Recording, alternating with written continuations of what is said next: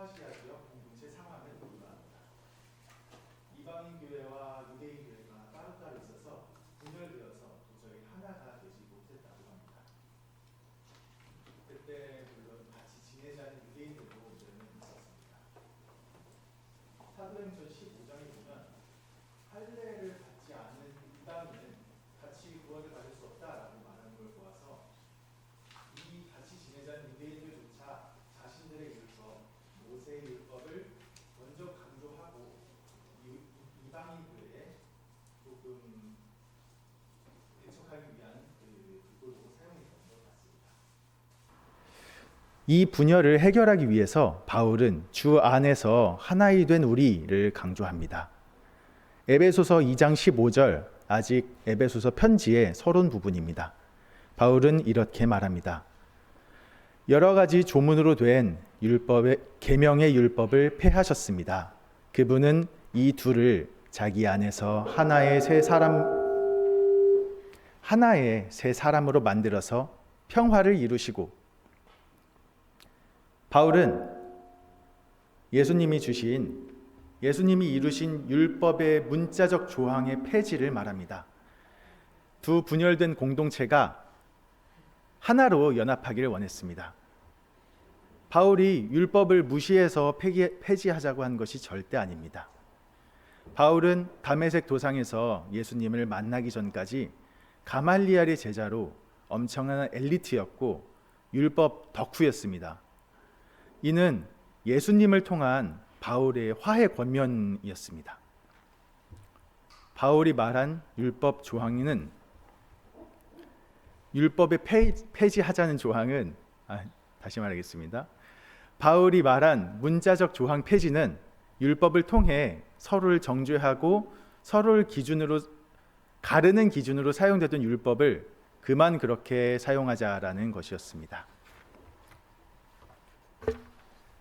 바울은 에베소 교회에 이 서신을 보냈고 지역 공동체가 돌려 읽도록 권면합니다.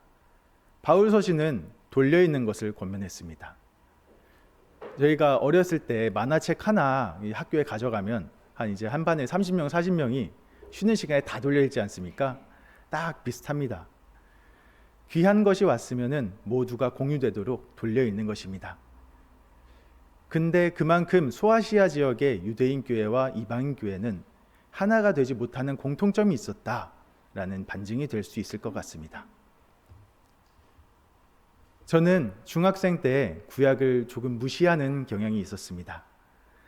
2000년 전에 이방인을 차별하던 유대인의 입장과는 오히려 반대로 저는 이방인으로서 유대인이 조금 안이 꼽게 보였습니다.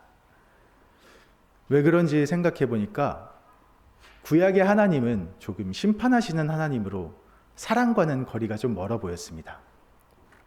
맨날 심판하신다고 하니 무서운 이미지가 좀 더 강렬하게 남아 있었던 것 같습니다.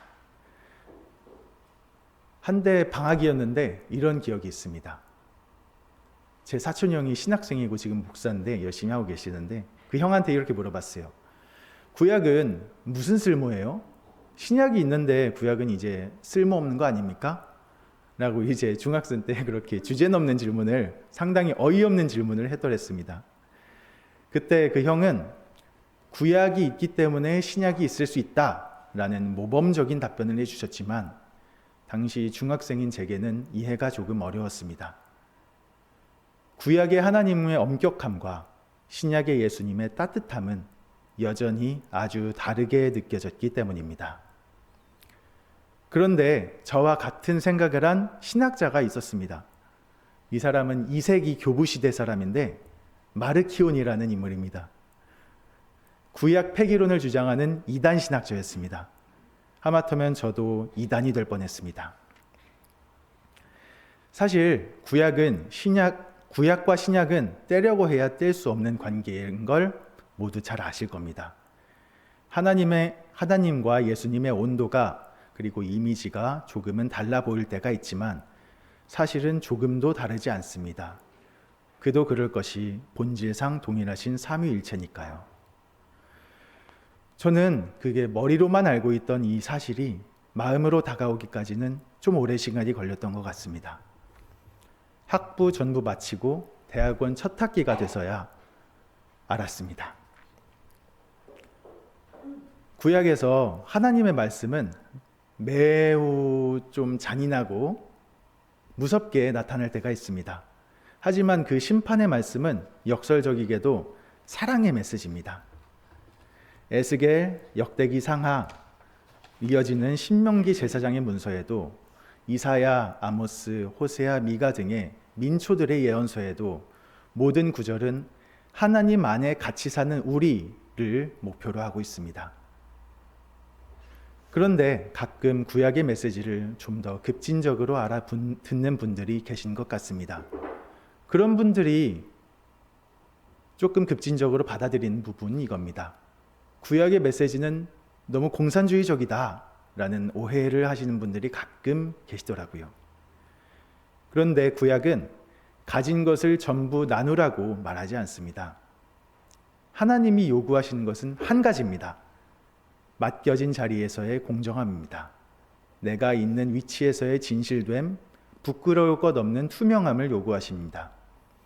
이사야 5장 20절과 23절을 제가 읽겠습니다. 악한 것을 선하다고 하고 선한 것을 악하다고 하는 자들, 어둠을 빛이라고 하고 빛을 어둠이라고 하며 쓴 것을 달다고 하고 단 것을 쓰다고 하는 자들에게 재앙이 닥친다. 그들은 뇌물을 받고 악인을 의롭다고 하며 의인의 정당한 권리를 빼앗는구나. 이사야 저자는 빛을 어둠이라고 말하는 자들, 돈을 받고 공정함을 잃은 자들에게 심판의 말을 전합니다. 공정함을 잃어버린 재판장들에게 전하는 꾸짖음의 메시지입니다. 또 아모스 5장 24절 제가 읽겠습니다. 너희는 다만 공의가 물처럼 흐르게 하고 정의가 마르지 않는 강처럼 흐르게 하여라. 구약은 권력자들에게 기부를 요구하지 않습니다. 너 돈이 좀 많은데 다 가난한 사람한테 나눠줘. 아닙니다. 단지 맡겨진 자리에서의 공정함을 요구하고 있습니다. 구약의 흐름은 하나님 안에서 같이 사는 우리를 전제하고 있습니다. 하나님은 당신의 민족이 착취당하는 것을 원치 않으셨습니다. 그래서 때로 예언자들을 사용하셔서 불의한 권력자들을 꾸짖으신 것이지요. 심판의 메시지는 매우 강도 높은 비난과 심한 표현의 연속이지만 하나님은 그 불의한 권력자들이 그 무서운 메시지를 듣고 돌아오길 원하셨을 겁니다. 요나와 니느웨 대표적인 상황일 겁니다. 이렇게 보면 구약과 신약에는 연속성이 있습니다. 둘 다 당신의 민족, 당신의 자녀, 당신의 자녀를 행복하게 같이 살아갈 수 있는 데에 하는 것에 이상을 둡니다. 이렇게 보면 구약의 하나님과 신약의 예수님의 사랑의 온도는 단 0.1도도 다른 것이 없습니다. 아직 제가 한국에서 중학교를 다닐 때 저는 중국 유학 갔습니다. 그래서 한국에 이제 잠시 다녔는데 중간고사가 찾아왔습니다. 그래서 이제 저는 벼락치기를 하는 습관이 있어서 옆에 이 짝꿍에게 노트를 좀 빌려달라고 했습니다. 얘가 노트 정리를 진짜 잘했어요. 형광펜을 그냥 5색, 7색, 8색 이렇게 쓰고 펜도 그냥 색깔별로 한 3, 4색 썼던 것 같습니다. 그래서 그거를 이제 열심히 빌려서 공부했습니다. 그때 유행하는 방식이 노트 반절을 접고 왼쪽에는 오답을 적고 오른쪽엔 풀이를 적는 그런 방식이 좀 유행했었습니다. 그거를 이제 열심히 보는데 볼수록 너무 예뻐요. 노트 정리계 5탄이에요. 엄청 잘해요, 그냥.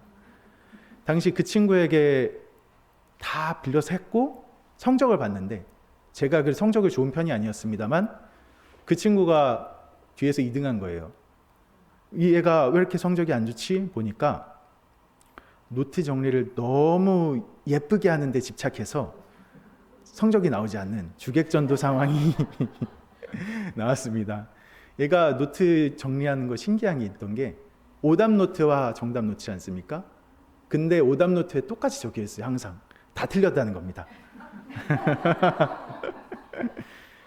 이처럼 그 유대인도 율법이라는 그 문자적 그 조항에 집착한 나머지 결과를 경시하는 근시안적 실수를 저지르고 말았습니다. 모세의 율법에 갇혀 예수님의 사랑을 과소평가한 겁니다. 주객전도입니다. 구약의 하나님과 신약의 예수님은 하나도 다른 것이 없는데 말이지요. 행복하기 위한 사랑의 언어였던 것을 이방인을 배척하기 위해 사용합니다. 빛으로 부름받았으나 본인들만 밝히는 빛이 되겠다는 겁니다. 이건 마치 이불 뒤집어 쓰고 촛불 켜는 꼴입니다. 바울은 이불 자체를 뒤집어 버립니다. 그리고 저 멀리 던져버립니다. 바울은 이렇게 말합니다. 예수 안에서 이방인과 유대인이 하나로 묶였으니 혼자 살지 말고 하나님 안에서 같이 사는 우리가 되자고요. 그런데 바울이 말했던 이 하나됨은 현대에 와서는 단순히 교회 안에서 사이좋게 지내자는 말이 아닙니다. 우리가 서 있는 삶의 자리에서 빛으로 살아가라는 부르심입니다. 이불 안에서 촛불 켜는 시대는 지났습니다. 예수님과 바울이 이불을 저 멀리 치워버렸기 때문입니다. 우리가 교회에 있는 이유는 우리끼리만 즐겁게 지내기 위해서가 주 목적이 아닙니다. 세상으로 나아가 각자의 자리에서 빛으로 살아가기 위해서입니다. 목사님이 축도하시고 파송에 말씀하시는 이유가 바로 그것입니다. 성경에 나오는 빛은 상징하는 바가 명확합니다. 창세기 1장부터 빛으로 시작합니다. 빛이 있으라, 혼돈의 종결, 질서의 수립입니다. 빛은 어둠을 밝힙니다. 빛이 있는 곳에 어둠은 없습니다. 질서가 있는 곳에 혼돈은 없습니다. 올바름이 있는 곳에 왜곡됨은 없습니다. 선함이 있는 곳에 악함은 없고 공정함이 있는 곳에 억울함은 없습니다. 기쁨이 있는 곳에 슬픔은 없습니다. 우리는 빛입니다. 우리는 빛으로 부름받았습니다. 어둠을 따라갈래야 도저히 따라갈 수가 없습니다. 우리가 어둠을 따라가면 어둠은 그 즉시 도망가기 때문입니다. 하나님은 우리를 어둠의 폭로자로 부르셨습니다. 우리가 서 있는 각자의 자리에서 부름받은 빛으로서 예수님의 제자로서 살아갈 수 있기를 원합니다. 각자의 자리, 가정에서, 직장에서, 또 교회에서 불의를 보고 침묵할 수 없는 빛으로, 거짓을 보고 외면할 수 없는 빛으로 그렇게 살아가는 우리가 되기를 소망합니다. 아멘.